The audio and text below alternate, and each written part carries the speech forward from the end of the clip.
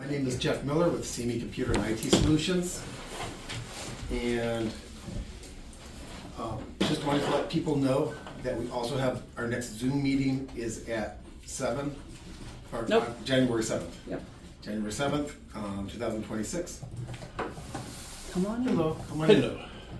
And the first thing that I want to cover briefly, just because it's still topical, is that Windows 10 is going away.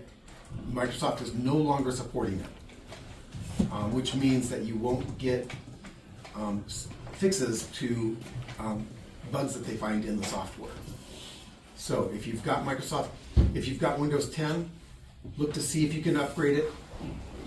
If you can't upgrade it, then I recommend looking for a new computer.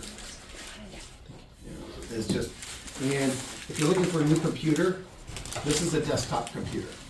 No. Yep. In fact, this sucker is 8 years old.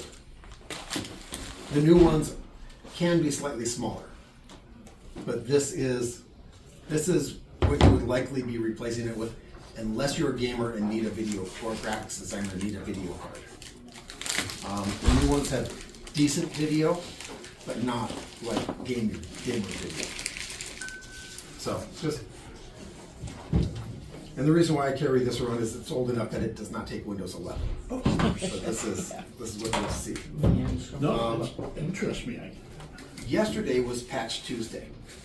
What that means is Microsoft gives out major Windows patches every second Tuesday of the month.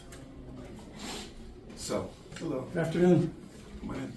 Come on in. You want to make sure that you're getting your updates, starting the second Tuesday of the month.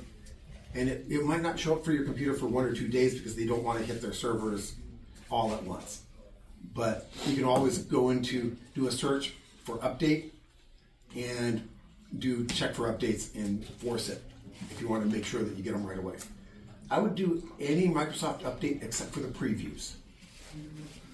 I do not personally like the preview updates. While it might be slightly more secure because they fix things sooner, you're kind of playing the guinea pig. I'd rather let other people test it. So, by the time the next Tuesday comes around, anything that doesn't need to be fixed will be in the next Tuesday's, the next Patch Tuesday's patch. So don't do the previews. Let someone else be the guinea pig. And that covers all of the non-cyber scam type of stuff. But I just wanted to get those out of the way. So, 2 sources of intrusion is the bad guys break into your computer somehow over the internet without your action.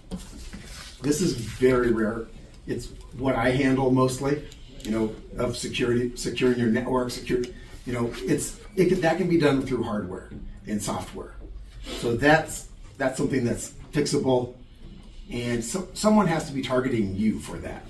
You have to be important enough that someone is looking to get you or your company or something like that. So breaking in to computers and networks isn't something that happens randomly, and you just have to harden against it. The more of a target you are, the bigger of a budget you should put toward it. Most stuff, though, comes from the victim taking an action. And that's what we'll talk about here, because that's something that you can control yourself. And so most cyber fraud comes through emails. And, gone were the emails nowadays are pretty darn good. It used to be that they would send an email that had such bad English, such bad verbiage and stuff like that, that, if you had 2 brain cells that were talking to each other, you knew that it was fraudulent. And the whole purpose was because they were trying to get you to call them. They didn't want to talk to someone that had any sense of logic. They wanted to filter those guys out because it cost them nothing to send out emails. So they wanted to filter out anyone who actually knew what they were, who knew how to think. So You still see occasionally those with, the really bad English and grammar, but not so much anymore. Because now most of the response systems are automated, so it doesn't cost them anything to get the responses either. So, so now the stuff that you're seeing will look good. If it's from PayPal, so if it's from PayPal, it will look like PayPal. If it's from a bank, it will look like the bank. Because they do a very good job of matching it. The things to look for. First thing to look for is the email address. Not the name on it, the address itself. Does the email address look like it comes from whoever's supposed to be sending it? If it's coming from Wells Fargo, if it's coming from Wells Fargo and goes to someone at some mix of letters and numbers .jp, for some reason Japanese colleges are easy for people to create email addresses on. So you'll see a lot of .jps in there. But it's not from Wells Fargo. So yes. Can we ask questions or Sure. at the end? Go ahead. No, go ahead. When you're on Facebook and you get these messages, is I really like you, and I'm sorry. and I really like you too. and I really like to get to know you better. I mean, this crap. Yeah. What are they looking for? They're playing the long game. And most of the time it's like young women, and I'm just Oh, yes, putting that I'm in very quotes, young. where they'll send you a picture of someone, and it's usually, Oh, they're very handsome. or, Always. the picture is, Yeah. the picture is. And it's going to a scammer who, their whole job is to build trust with you. And slowly get more and more information, because if you give them a little bit of information, you're more likely to give them more information.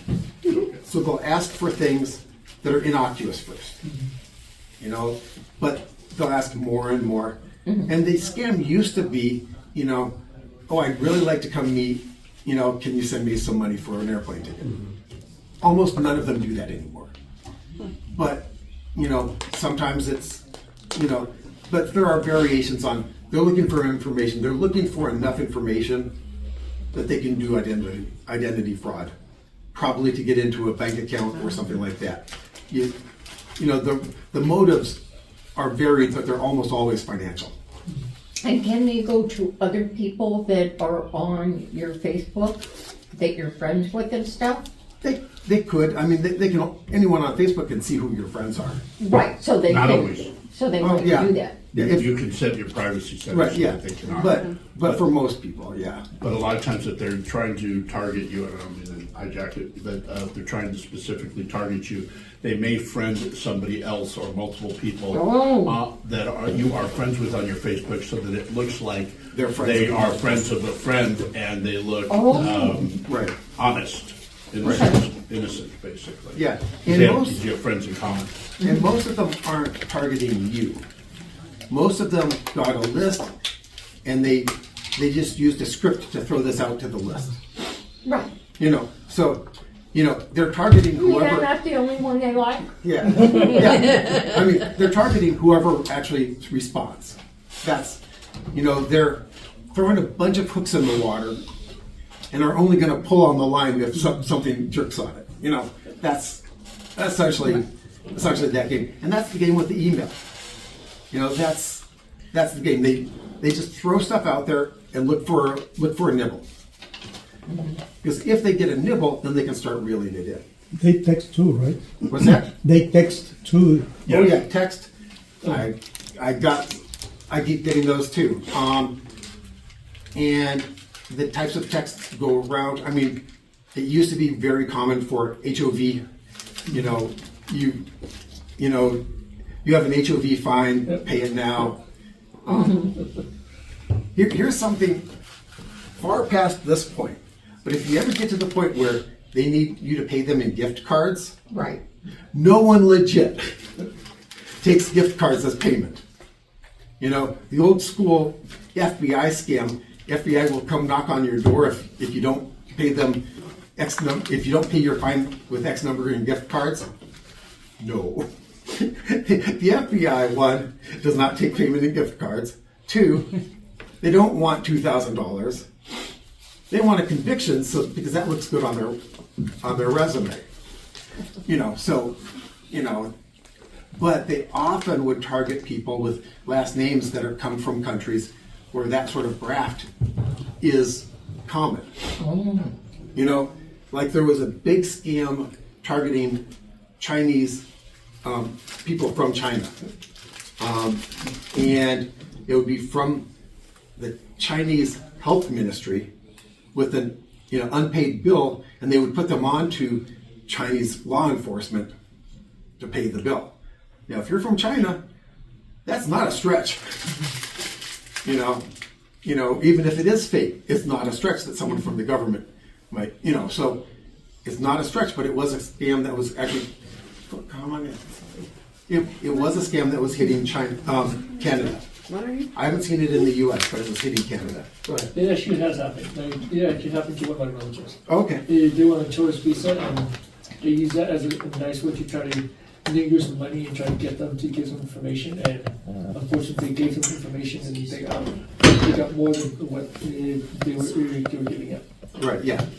Because once they can get something, they can usually leverage that to get more. So that's, in fact, I dealt with someone who is still dealing with bank accounts. Wow. Because they got her email address, her email password, because it was the same as one of her other passwords that they got from her. Password reuse, don't. Make sure your passwords are different, because once they have your email address and a password, they will use that on everything. They will try B of A, they will try Wells Fargo, they will try US Bank. They will try everywhere. They will try PayPal. They will try. They'll try to use that email address and password combo everywhere.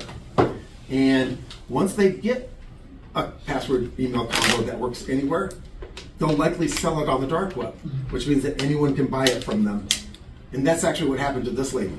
Is that she was scammed, she stopped it, and she was fine. 6 months later, her bank account started getting wiped out. And I'm pretty sure it wasn't the same one who scammed her before. Pretty sure they sold it to a much more professional group who had the resources to go after everything. So, once something bad happens and you catch it, always change all of your passwords. And change them to different things. Because as soon as they get one, they'll try it everywhere. It's heartbreaking to hear these stories. A woman came in and $12,000 just. Here's another one. This is email. Business. Business.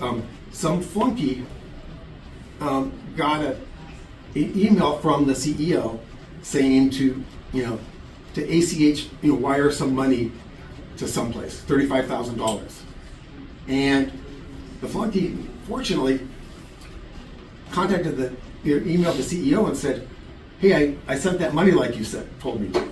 Uh-oh. The CEO immediately called his bank. The bank stopped it.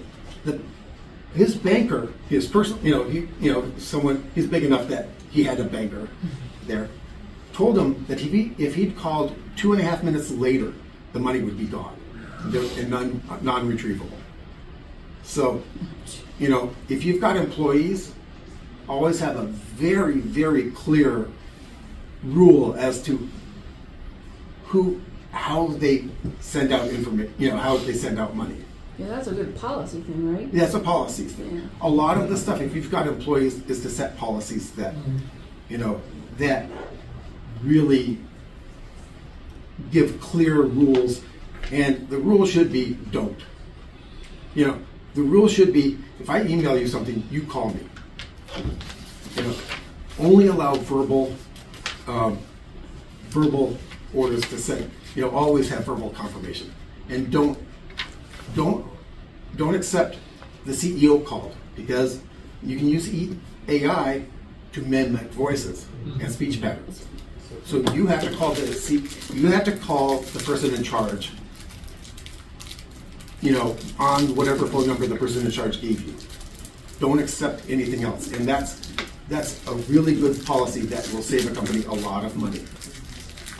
So, if you've got employees and any of them have the keys to the bank book, they need to verbally confirm with you if anything, if you told them to give any money out to anywhere. That's, it just unfortunately happens way too often, because all they need is some email from the CEO. They'll find out how his typing patterns, how it looks when he sends something, and they can fake that up really easily. A friend of mine was in the process of buying a property in Texas, and he was to wire transfer the down payment. And he received what it was a scam, but it had everything that it had to have. Please send the money to this account, etc., etc. To his fortune, the scammers made the mistake of using an account that was already closed. So he did send the wire, but the wire bounced back because they had used that account in another scam. So where does that start? Does that mean that the escrow company has been hacked or what? No, it means that, the public records. I mean, I'm sure you could find out who's buying the house, right? You could get a list. Anytime you apply for a loan, if you're refining or anything, like when we've done refis, we get massive phone calls, emails, all of that because it becomes public record. So those are companies that can sell, or other people can access that kind of information. So they know you're in the process of whatever transaction it is that you're doing. So they were able to continue a string of emails. Right. So they reply on one of the Right, because I can answer that. I'm in real estate, and so the hackers will find an email address that looks very similar, like you said earlier, very similar, and they'll continue on the chain that looks like escrow, but it's not really escrow. Oh boy. But who did they hack? no, there's no hack. There's no hack. There's no hack. They switched the email address. I that looks understand. very But how similar. did they get the string of emails? You mean they got an email that was they responded to a previous email? Yes. Then That's then a it's hack. like that's a hack. That's a hack. Unless they responded to one of your previous emails. But, Yeah. Someone somewhere got hacked. Like if it was CC'd to someone, that person might, So you would have to look at all of the email addresses on the list. But yeah, a lot of this stuff is inside stuff. I mean, That's what I because thought, a minimum wage employee is offered a couple $1,000 to, to do this. And they do it? Oh, yeah. Not, hopefully not. But Usually what it is they've got an email that they responded to that they didn't realize, and now somebody else has access to their computer and their information. That's probably the more typical or common way that those types of things happen, and why they would have that much information about you is the employee made a mistake and clicked on that email that they thought was a legit email, but it actually infected their computer with the virus. That's more acceptable. most of those are mistakes, are employee mistakes. Correct. Now, I've had one financial company get majorly hacked because an employee clicked on, and I was going to go into attachments next, be very careful. Yeah, you're already shaking your head. Be very careful with attachments. The employee this is a financial company, got tax doc, some number, PDF.exe. Oh, So yeah. here's where, in this case, it was just being boneheaded because the .exe is not a PDF. Unfortunately, some settings, unless you have it set to show the extension, they'll only see the text doc some number PDF and won't see the extension sometimes. In which case, it's very easy to So it was a fake exe. It installed an installer that put on remote access software, and some Sunday, someone came in and got on their accounting software, So it makes it a much narrower field because whoever it was knew that accounting software. And the and they had the passwords for the software stuffed into their browser. So all the person had to do was Search. get on the software and it came up for them. And they went to the seven biggest clients and filed false tax returns that had, that maximized the refund and changed the bank information so that the IRS would send the money somewhere else. Which, fortunately they had it set up so that the IRS sends progress reports. And so the owner of the company gets 7 progress reports on a Sunday and goes, no one's working that now. So he called both the FBI, the IRS, and I think CMEPD, but I don't know if the CMEPD was really involved in that. But, the IRS actually halted those returns Oh, fabulous. and didn't do anything. I still don't think they actually caught the person. Yeah. Because usually they're not in the U.S. And that bank probably went away. That bank account probably went away right away. And if the money had gotten into the bank account, it would have gone from that account to another, to another, to another, and they'd start, closing the accounts, until the trial goes cold. I was going to continue on with that. Yes, it happens quite often. The escrow scams and money, it just is gone, and, Right. and buyers can't buy their home anymore. Nope. Yeah. So, so if you're sending money somewhere, call them. Yeah, That's we actually hand delivered a check once. yeah. We said that because we received a warning that there was a lot of scams on transactions for real estate. Yeah. And the escrow house was here in Thousand Oaks, so we just walked in and delivered the check. 2 other things as well. One is one of the reasons why you want to make sure you file your taxes early is so that you are less susceptible to somebody taking your social security number and filing taxes on your behalf. That's also a common issue. And on another side of that, when you see phone numbers that look like they're coming from your bank, so it's not just emails, but it's phone numbers. They can actually spoof a phone number Yep. so that it looks like it's coming from your bank or somebody that you know.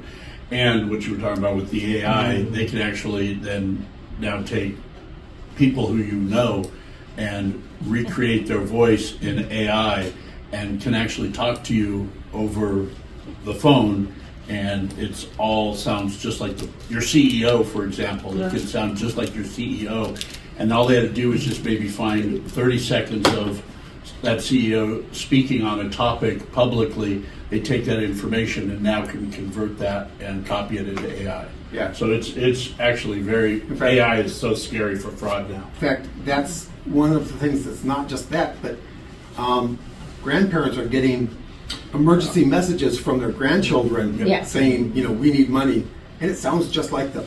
My Because son especially- called and gave me a big, long lecture about that. Yeah. Okay. So Was it him or was secret it codes. AI? so have a code word or code phrase Yep. that only they know. I mean, chunky gerbil, something like that.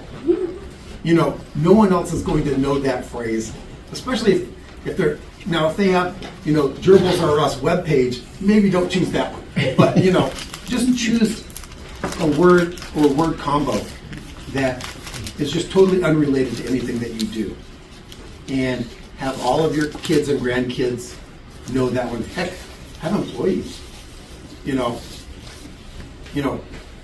Tell your employees, a specific code word that you can give, so they'll know that they're talking to you.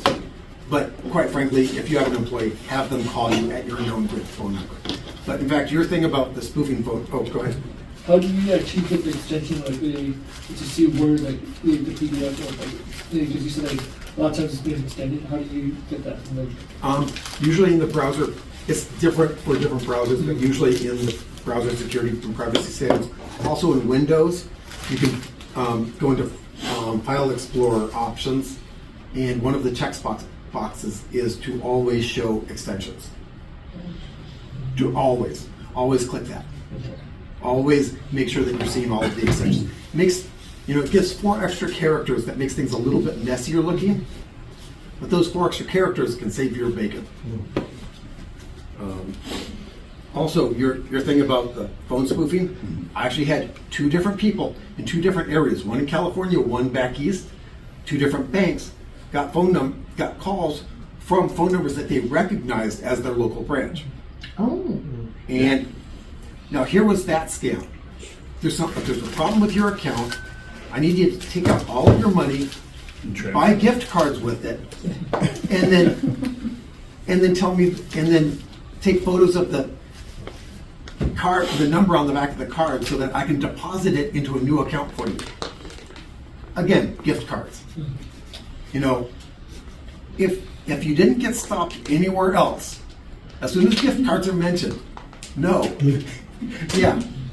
I actually stopped an elderly lady. I mean, and she was at actually Vallarta, where they have a gift card kiosk, oh my God. you know, vending machine, and she was on the phone with someone, and she was getting gift cards. And I told her, now she hung up that time. I don't know if they called back. I don't know if they were able to rescam her, but I did tell her, and she did hang up on them. Okay. So hopefully, you know, she didn't get scammed from those guys. But they target the elderly, and that's, you know, because the elderly are more likely to believe stuff like that because they grew up in an era where people were more honest, or at least around here.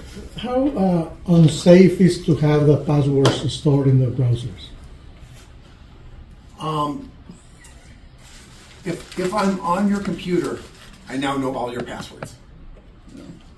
Okay, and if someone can remote onto your computer, they now know all your passwords. What about a password creator like Like Google or Password Keeper or LastPass or, yeah, anywhere that's not stored on your computer, plus minus, okay? I'm gonna say this. The plus is that there's only one password that that you have to remember, and so that's a password that you can guard. But if someone gets that, they have all your passwords.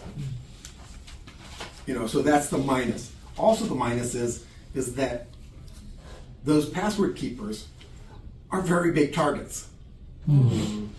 If someone hacks them, they've got everyone's passwords. Now they're likely encrypted. That's a speed bump. I'll just tell you this. That's a speed bump. Having stuff encrypted is a speed bump. Because all it takes is one known password in there, and they can look to see what that password is when it's encrypted, and use that to reverse engineer the encryption. Now, it might not get it fully, but once they get 2 or 3, then they can complete that algorithm and just reverse engineer stuff. You have to be a big target for Yeah. them to go through those. Right, but like Password Keeper or LastPass, those are big targets. You know, because once they get one person's out of there, they've got them all, and they won't even bother hacking them. They'll put it up on the dark web and have people pay them for them. Yeah. You know, that's the thing. That lady who got hacked once and then 6 months later, she got majorly raped over the coals.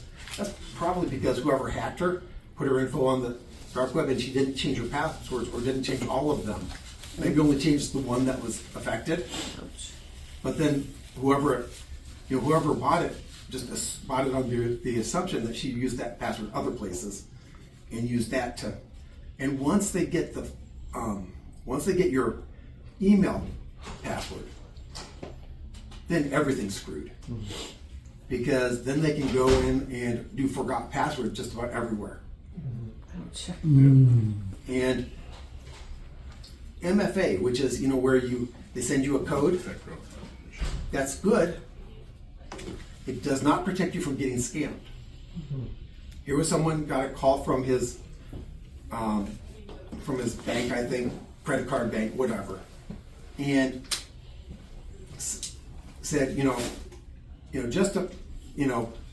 just to make sure I'm talking to the right person, can you give me the code that's going to show up on your phone? Here's what had happened. What does MFA mean? Multi-factor authentication. Oh, right, yeah. Or 2FA, which is the original term for it, where you Michelle just Pascal Rabbi. I'm not here. But Hi, I'm at that lecture at the chamber. I'll tell you that tomorrow. okay, So so it'd be smart to put it on silent second Yeah. time Yeah. around. Do you want to put your phone on silent? yeah. No. So Side button. Yeah. what happened in this case was that someone had gotten his account, name and password, but didn't have the MFA. So they called him, tried to get him to tell them the MFA, because as soon as if he had told them, it showed up, because the guy pushed the button, it showed up on his phone. If he had told the guy on the phone the PIN code, Game over. then game over. Boy. Yeah, What about the bio password? it's the same thing. Same thing. If he calls you and you put that in, well, you just authenticated his session. Because if he knows your password and he got in there and is blocked by that, he calls you, because he hits the button to authenticate, you authenticate for him. So no one, in fact, they'll say in their paperwork, no one will ask you for that at any institution. No one asks you for that. You are to put that directly into the website. So if you're not sitting at your website and you get one of those, it's not, it's not real, it's not good. So that's, yeah. They're getting, so MFA is only a speed bump. And it used to be that they used to call up the phone companies and say, hey, I lost my phone. I've got this new SIM. Can you, and then they'd get all of your texts and stuff and phone calls. Ouch. Now the phone companies have gotten raked over the coals for this, and there are now really strict procedures for that. Now you still occasionally get a bozo working for the phone company that will allow that to happen. But it's not as common. So now, like in this case, the guy called, asked for the code. Okay, if you gave it to him, you gave it to him. Well, it says on there, do not give this code to anyone. Exactly. Every time you get a code for something, it says, do not share. But their job is to give some sense of urgency, so that here's the thing: if you're afraid or angry, you stop thinking. Your ability to reason goes down. So if they can get you afraid or get you in a state of urgency, your ability to critical think goes down. Which is almost why almost every single scam involves go fast. They're trying to create a sense of urgency so that your critical thinking goes down. Yeah, I've heard from a long time, if they want to go fast, you go slow. Con Yeah. artists do that. That's how they operate. Yeah, in fact, here's something that if someone's talking fast to you with something, start talking slow back to them. It'll disrupt their entire rhythm. That's not cyber, that's just, over the phone, that's just. So yeah, change the rhythm, go slow. Because the faster you're going, the less critical thinking your brain can do. And if it's truly urgent, you'll be able to figure that out. Call your bank, call your credit card company, use the phone number that you've got on your card. Call your family Yeah, it's about if there's your something family. going on, yeah.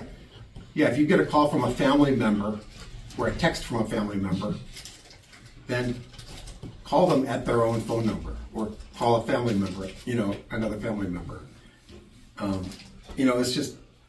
It's out there. Now, most people won't get targeted by that sort of thing, but if you're in an elderly community, let's say, Leisure World or whatever they're calling it nowadays, if you live there, you're probably getting these at least once a week. Because they know just by, if you're in that area, you're a likely target. If you look around your neighborhood and most of the people are over 60, likely someone's figured that out and it's going to be targeting, and it's going to be targeting people in that neighborhood. So they do that kind of research. You know, they look for elderly. It's not even just that. It's your information is all over the internet, and you would be surprised. Your date of birth a lot of times is all over the internet. If you just Google your own name, it is amazing as to what will come up on you with your home address, your date of birth. A lot of information is publicly out there. So Voting records. they do target the elderly, and I mean, I have an app on my phone. I can spoof it, make any number show up on your caller ID just from my phone. Yeah. I do it legally and legitimately, but yes, I can. Don't look at me like that. I'm surprised that people can do that. Yeah. Yeah, Ruth, that's his job. Yeah. And That's what is his, your job? I'm a private investigator. Oh, yeah. So, So, yeah. but yes, that's how easy it is. Literally, is an app. There are a couple of apps. One of them is U.S. based. Another one, I mean, just off the top of my head, there's a Canada based one where they can't even subpoena those records from that particular company. Plus, there's a million other apps, not even just Google and stuff like that.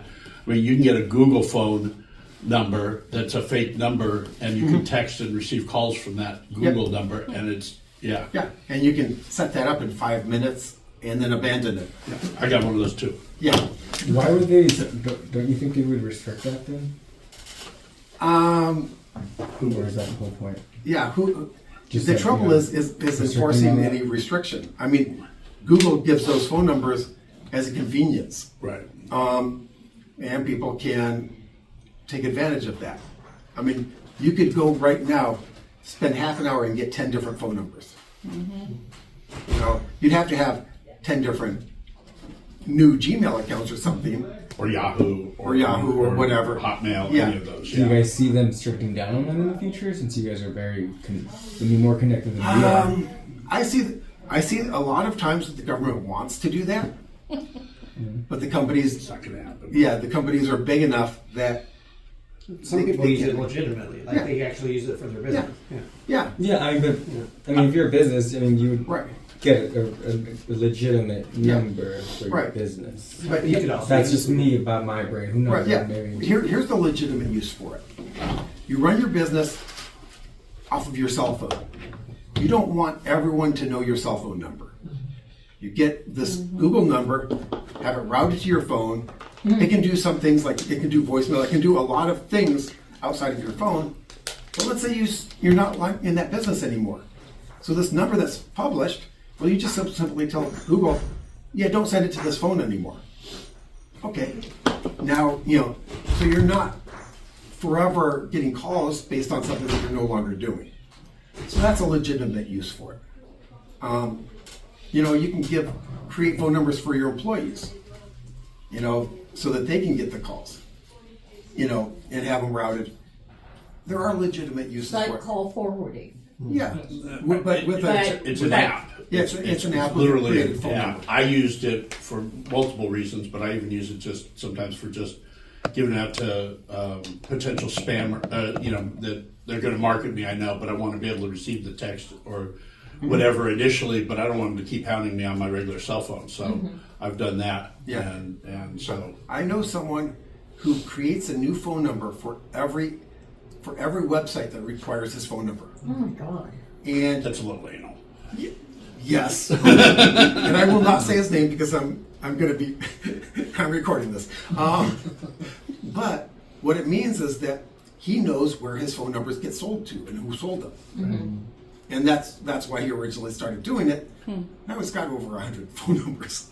Well, it's the same thing too when you use an email address. You can actually use iCloud will hide your email address. So a lot of times what you want to do is you can use that website's name as part of the iCloud and email address, and it will forward to your email, and then if that comes back, then you know where it was sold from, what website. So I do that a lot of times for certain. Yeah, and that's where if you really want to go down the tinfoil hat route, I can take you there.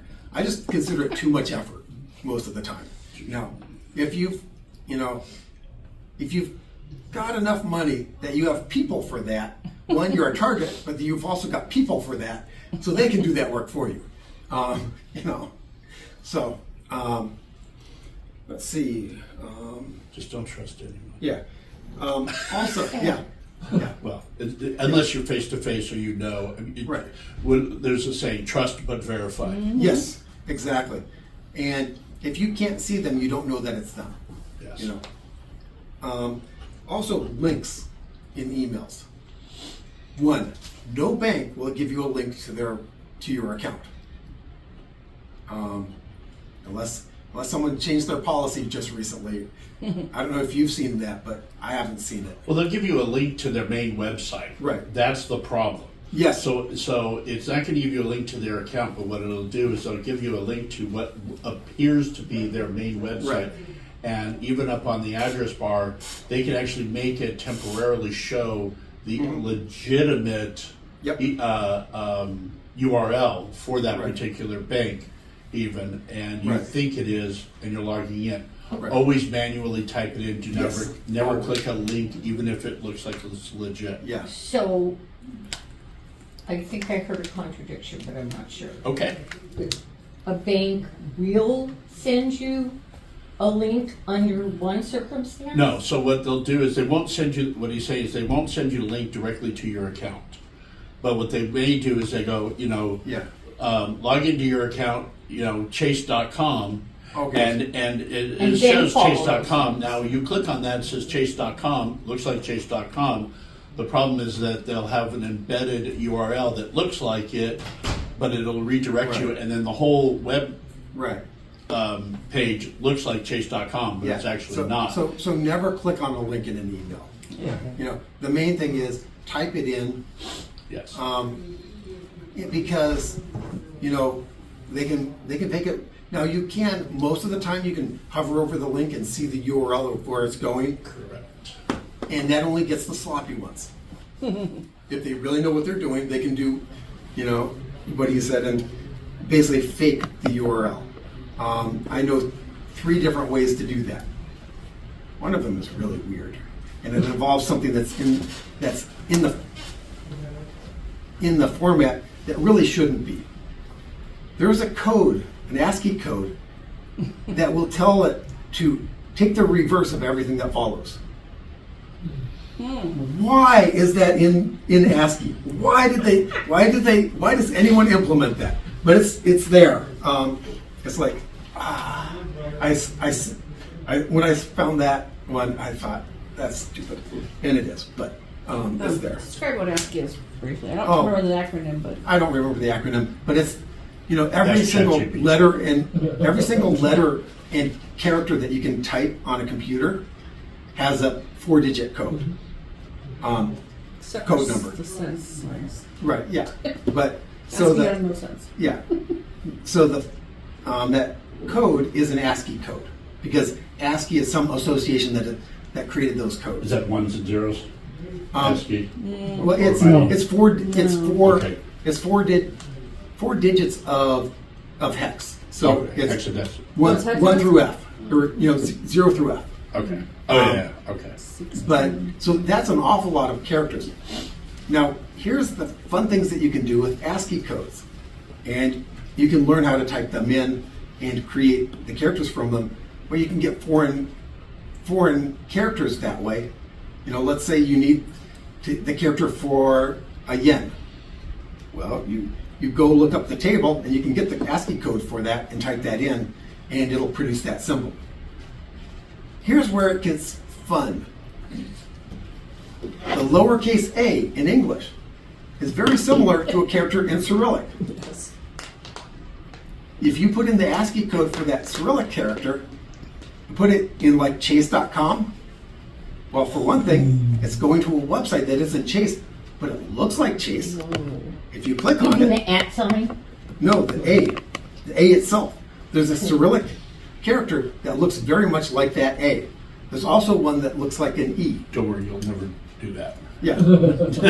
Yeah. You'll never use it, Don't worry but about someone could use it, so don't click. As Don't long as, click, yeah. yeah, Don't just as click long as any you don't links. click, Bottom line. it won't affect you. Most likely you have them in your favorites anyway. Exactly.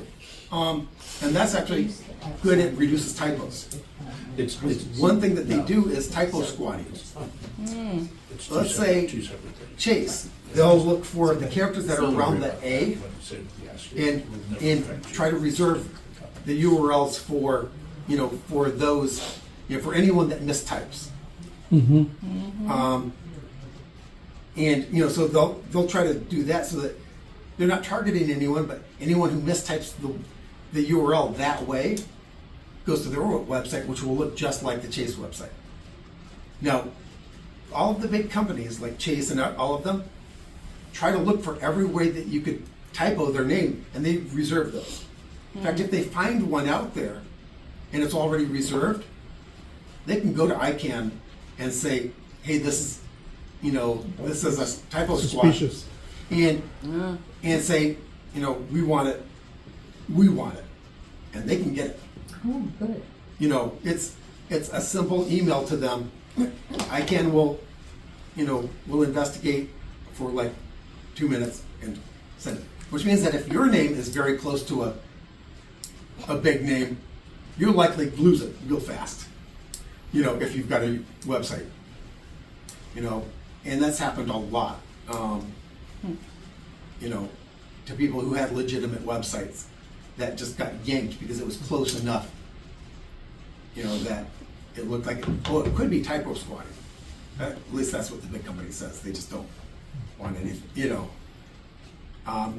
So in general, do not click. No clicky. Yeah. Before you wrap up, you got one more last thing on your list. See Yeah. if anybody else wants to sign up for the Zoom on the January the 7th. Oh, what time is it? We'll do updating for this kind of information and more questions Yeah, can be asked. And it's a Zoom call, so anybody can be Yeah, anywhere. it's a Zoom meeting, and I will do essentially this. Although I'll have more of like, what have I seen recently, and then it'll go to Q&A.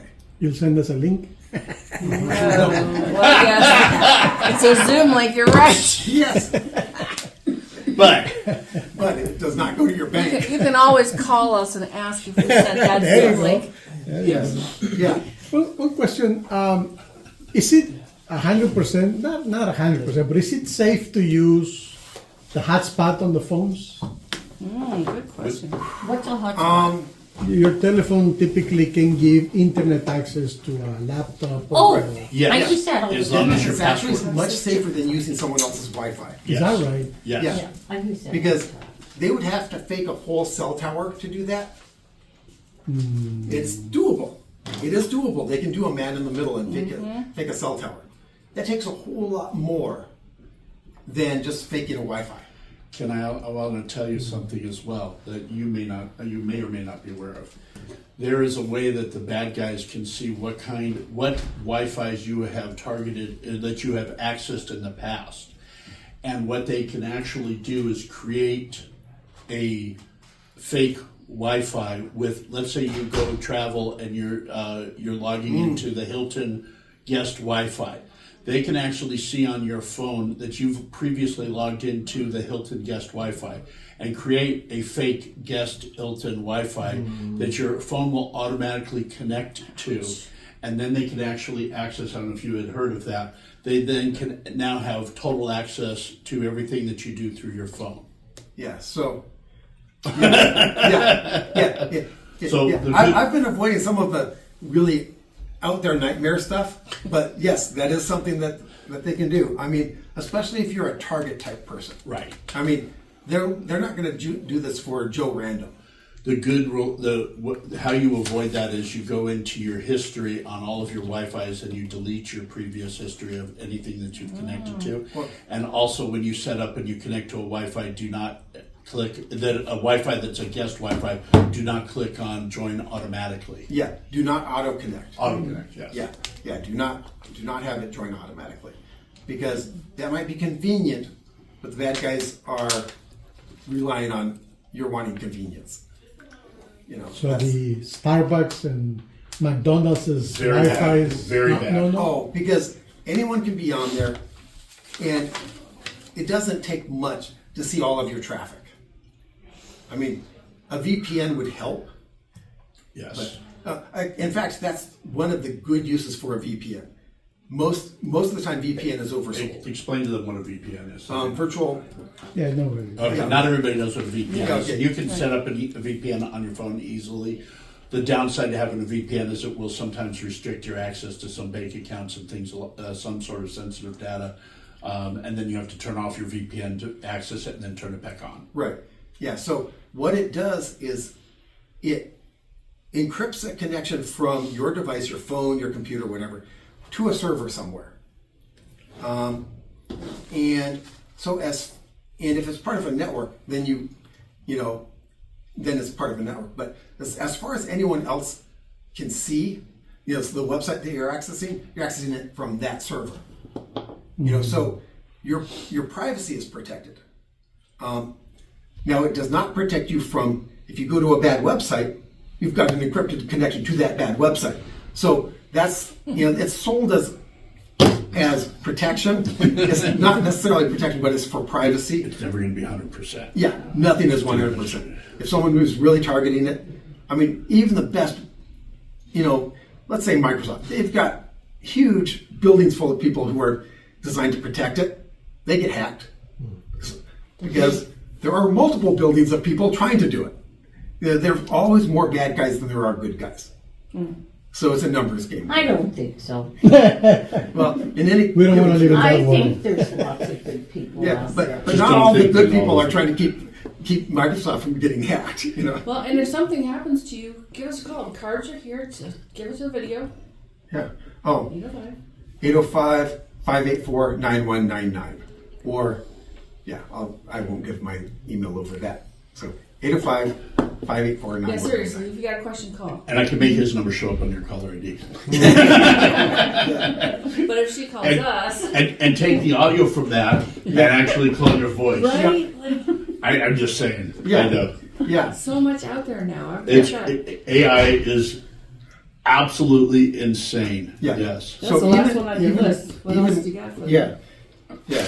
Yeah, AI. Now, everyone talks about, there's a lot of hype about what AI can do. You don't have to worry about Skynet. AI isn't trying to take over the world because, for one thing, AI does not Trump's going to think. do that for us. Right. Yeah. AI does not think. It can't. Sorry. It can't. It doesn't have a want. It doesn't have a desire. It gets some input. It gets a question that says, "Go to this input and give me an answer." That's all AI is at the moment. I mean, At the moment. could we do something like that's more than that? Maybe. That's decades away. It doesn't want anything. So AI isn't going to be hacking you. But someone, in fact, very rarely is AI actually used for hacking. It's more used for mimicking people, even video. I mean, you've all seen AI-generated video. Currently, it does a bad job on eyes and eyebrows. If you look at the eyes and eyebrows and the way they move, But it's real close. It's but real it's close. real close to It's being getting- perfect. yeah, and it's getting better and better. Scary. Yeah, but currently, the AI tends to, at least for some people, fall into the uncanny valley, where it looks almost right, but there's something, you feel that there's something off. But it's getting better. In 6 months, it'll probably be Yeah. perfect. Yeah. That's how fast it's growing. Yeah. I mean, it is Yeah. that. Well, yeah. That's So faster than Moore's Law, the 18 months. yeah, so AI can be used Yeah, to help that's mimic people or mimic things. It's not so good at hacking into websites and stuff like that. Maybe in the future, but not right now. Seems to have patterns. Some of the things Just we ask watch. ChatGPT if it is. It'll tell you the answer that they want to. Of course. Yeah. And that's just it. It'll tell you an answer. No, when AI tells you an answer, Verify. it's an answer. It's not the answer. Had someone ask for a weather chart from 1967, because he happened to have one, from a specific day on location on 1960, and it gave him a weather chart that looked legit. It had nothing to do with what actually was there. But it gave you an answer that you would accept. Didn't give you the correct answer. It gave you an answer you would accept. It's funny because you can respond and give the correct answer, and they say, "Oh, you're absolutely right." Yeah, Right, exactly. It will. It acts like it's your best friend, which is Yes. It cracks me up. Crazy. Well, there's people that have relationships with their AI, with Yes. ChatGPT. Oh, those types of people have been around for 40 years almost. Some of my best clients. I mean, It was their dog in I their mean, car before that. even So. even badly scripted chatbots, people have had relationships with. I mean, and those are badly scripted chatbots. Yeah. I mean, I was in college when that was happening. I mean, let's see, fake URLs. If you have to search, if you have to search something, this got someone else. If you have to search something, always look at the URL that's in the search, that comes up in the search. Ignore any of the sponsors, for one thing, because they're paid ads. You don't know where they're going necessarily, and they're paid to show what they're paid to show. Always go past that, and always verify. Someone got screwed over because they said, Alexa, give me Microsoft's tech support number. Oh, yeah. Now, here's the thing: you cannot visually verify any of the information that's given by Alexa. It tells you something and you believe it, or you don't. But in this case, someone had done search engine poisoning on Alexa, and she called Microsoft tech support based on Alexa, and they got into her computer, and basically that caused a lot of problems. So always, if you do a search, skip the sponsors, go and look at where it's sending you, and don't trust. And I'm not picking on Alexa. It can happen on Siri. It can happen on, the Google one. It just don't trust the verbal for that kind of information, because you can't do any kind of research on it. Two other things. One is if you're going to any type of what you believe is a government website, make sure it ends in .gov. Yep. .gov, yeah. .gov, and not .gov dot something. Right. Okay. Ends in .gov. Okay. The other thing as well is make sure that it's a secure. Anything you go to, make sure it's a secure site. So you always want to see up at the top bar the little lock HTTPS. icon, and there says HTTPS. Yeah, it's the S on the HTTP that Yes. tells you it's secure. Yes. Also, and here's something that's not as important anymore, but I'll just bring it up. What's before the .com, or what's right before the .com, is what matters. If you're going to something.microsoft.com, you're going to Microsoft. If you're going to Microsoft.something.com, you're going somewhere else. Yeah. So that's another one that you don't see that as much anymore, but that's. I think that's there fairly used to be a thing for the White House, and it was a porn site. Yeah, It- yeah. How many It's a times did you school. go to that one? Research purposes, right, Ruth? Research only. Rumor. Yeah. It was a rumor. Was it? Okay. I don't think so. Any Get out other- of it. I just Any heard a other rumor. I questions? just Great had a job. quick question. Sure. Would you recommend like a browser like Firefox or DuckDuckGo over like Google Chrome or something? Okay. This gets some of this is my opinion, okay? I'll just preface it that way. They all collect your information. Yep. The question is, who do you want to be collecting your information? Mozilla actually admitted that they collect the information, even though they had said that they don't. So, Google, which does Chrome, and Microsoft, which does Edge, which is actually Chrome, just so you know, those are big companies. Mozilla is a smaller company. DuckDuckGo is an even smaller company. Would you rather have a big company or a small company know your information? I mean, that's essentially it. I mean, even the private browsing window means that other websites, other tabs, don't know what that tab's doing. But Google, Microsoft, Mozilla, they know exactly what's going on even in the private tabs. So it's not, so just pick your poison, essentially. Decide who you want to have your information. Right. I mean, because they'll have it. yeah, go ahead. How about the the password on a Windows-based laptop? The password that you get to log into your laptop.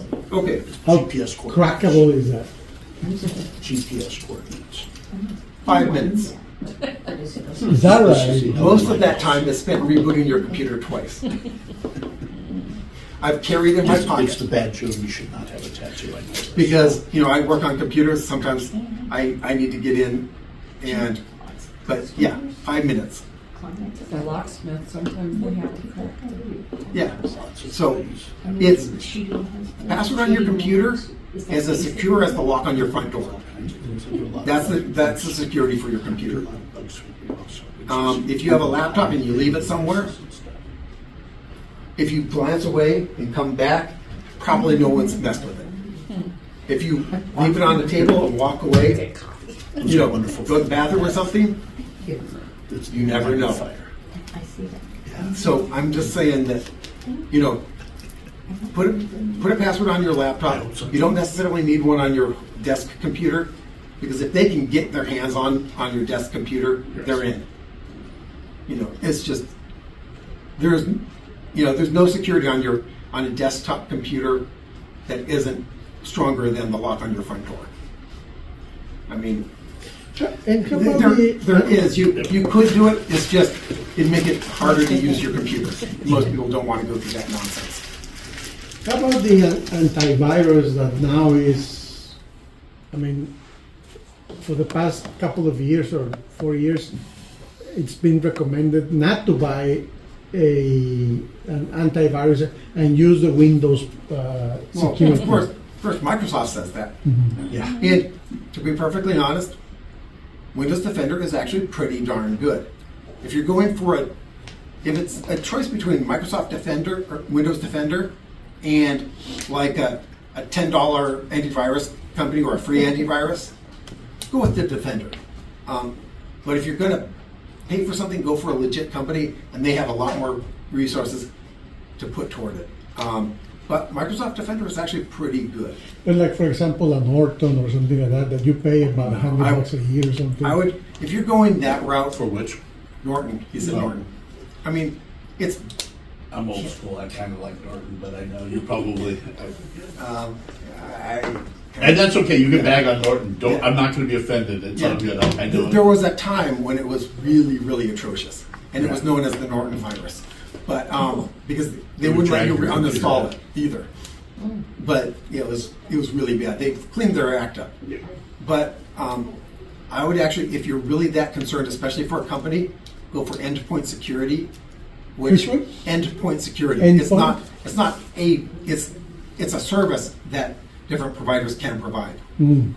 But in that case, there's a whole team there monitoring, and your computer will talk to the security provider, and any activity that looks not legit will raise a red flag. So your information's out there somewhere, but it's with a security company, and they're monitoring to make sure that nothing bad happens. And so if you really, like if you've got a company with like 10 computers and you want to make sure that, that your employees don't click on the wrong thing, that's where I would go. And there are a number of different companies that offer that. And if you talk to me, I can point to one that might work for you. What's your opinion on Malwarebytes? As long as you're not running the active version of it, Oh, okay. and here's the thing, they always install the active version. Right. If you uninstall it, it'll give you the option of leaving the inactive version, which is, the inactive version does not turn off Windows Defender. Okay. And it'll sit there, and you can have it do a scan every once in a while. Having a second set of eyes doing a scan is always a good thing. Because I run 5 different antivirus, when I'm cleaning up a computer. Right. Because here's one, here's another one, and it's just, it gets this much more. And between 5 of them, some of them will catch things that others don't. Not much. Most of it's overlap, but every once, there's a little bit of not overlap. So always having a second pair of eyes isn't bad. You had one yesterday, right? You got to the 4th or 5th one, and I was like, ooh, looky there. Yeah, well, that's where I did a deep offline scan. So yeah, I expected to find more stuff. So Well, thank Okay. you very much. Thank you. Very Thank you so informative. much. Thank you for Yes. being here.